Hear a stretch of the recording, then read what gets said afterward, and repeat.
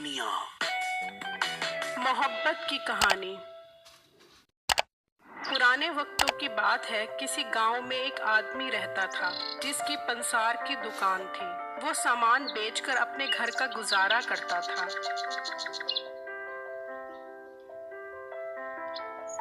उसकी एक बीवी और एक बेटा था। बेटे का नाम बंटू था। ये लोग थोड़े गरीब थे।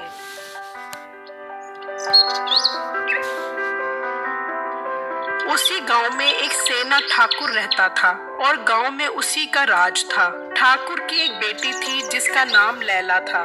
लैला की उम्र 12 साल थी जबकि बंटू 14 साल का था। एक दिन लैला और बंटू बाग में झूले झूल रहे थे कि लैला बंटू से कहती है, बंटू मेरी सालगिरह आ रही है, तुम मुझे क्या गिफ्ट दोगे? ये सुनकर बंटू सोच में पड़ जाता है और लैला से कहता है, लैला, आपको पता है कि हम बहुत गरीब लोग हैं। मेरे पास आपको देने के लिए कुछ नहीं है सिवाय अपनी जान के।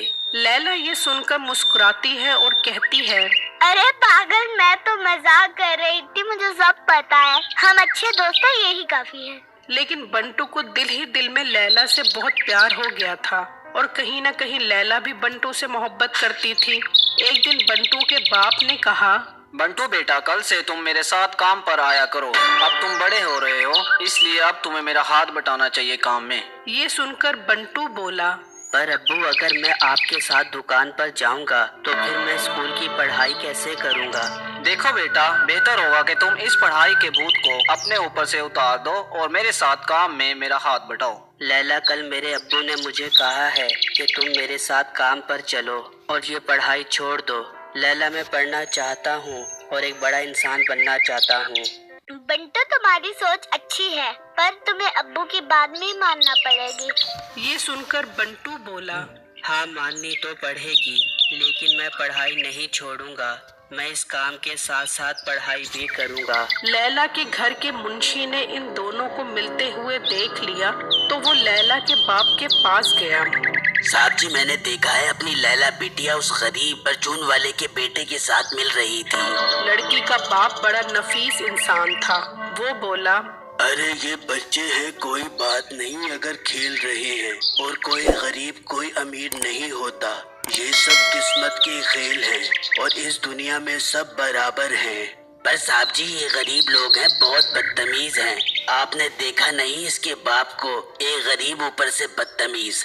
नहीं नहीं मुंशी, बदतमीज होने का ताल्लुक अमीर या गरीब से नहीं होता, बल्कि हमारी नजर से होता है कि हम इंसान को किस नजर से देखते हैं। अच्छा साहब जी। वहाँ बंटू ने फैसला कर लिया कि वो अब अपने अब्बू की दुकान पर जाएगा और अगले दिन से ही बंटू दुकान पर जाना शुरू हो गया।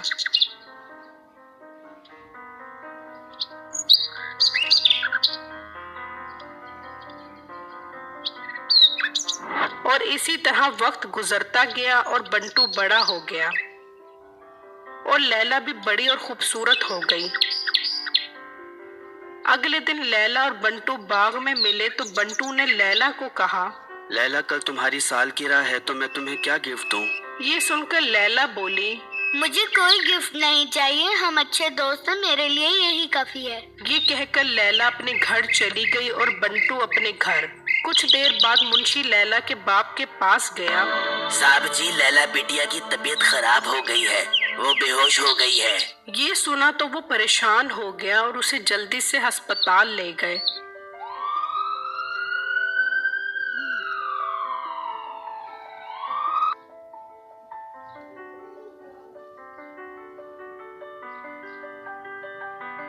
कुछ देर बाद बंटू भी वहाँ पहुँच गया। अंकल, लैला को क्या हुआ है? अचानक ये सब कैसे हो गया? बेटा, कुछ समझ नहीं आ रहा। कुछ देर पहले तो सब ठीक था, अचानक बेहोश हो गई। इतने में डॉक्टर उसके पास आता है। डॉक्टर साहब, क्या हुआ? मेरी बच्ची को बताएं। देखें, आप सब हौसला करें। लड़की के दिल में सुराख है, उसका बचना मुश्किल है। बस आप सब दुआ ही करें, अल्लाह ही उसे बचाएगा। ये सुनकर बंटू बोला, डॉक्टर साहब, क्या मैं लैला के पास जा सकता हूँ?